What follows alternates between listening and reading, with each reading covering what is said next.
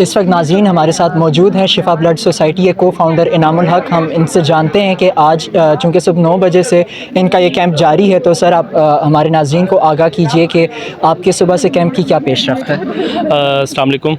असद भाई, उम्मीद करता हूँ अभी खैरियत से होंगे। नाजरीन को ये बताना चाहूँगा सर कि आज गर्मी की शिद्दत को देखते हुए भी फिर भी हमारे पास डोनर्स की तादाद ठीक ठाक रही है। ठीक है, हालांकि मतलब इस गर्मी में भी आके उन्होंने ब्लड दिया, मैं उनका बहुत शुक्रगुजार हूँ। स्पेशली देखा जाए तो अवेयरनेस की कमी है सर हम लोगों में। ठीक है, हम लोगों को बेसिक यही नहीं पता कि भाई थैलेसीमिया है क्या, क्योंकि जब तक हमें ये नहीं पता होगा थैलेसीमिया क्या है, हम लोग आगे निकल के ब्लड कैसे देंगे। ठीक है, तो उसके अलावा अगर मैं बात करूँ यहाँ पर चैला कैंपस की, ओवरऑल हर दफ़ा माशाल्लाह बहुत अच्छा रिस्पांस मिलता है। इस दफ़ा भी हमें ठीक ठाक रिस्पांस मिल चुका है इनकी तरफ से। अभी मज़ीद हमारा कैंप जारी है, डोनर्स आ रहे हैं, और गर्मी को देखते हुए फिर हमने ये कि कैंप अंदर लाइब्रेरी के अंदर भी शिफ्ट किया ताकि वो भी ज़रा पुरसकून होकर ब्लड दे सकें।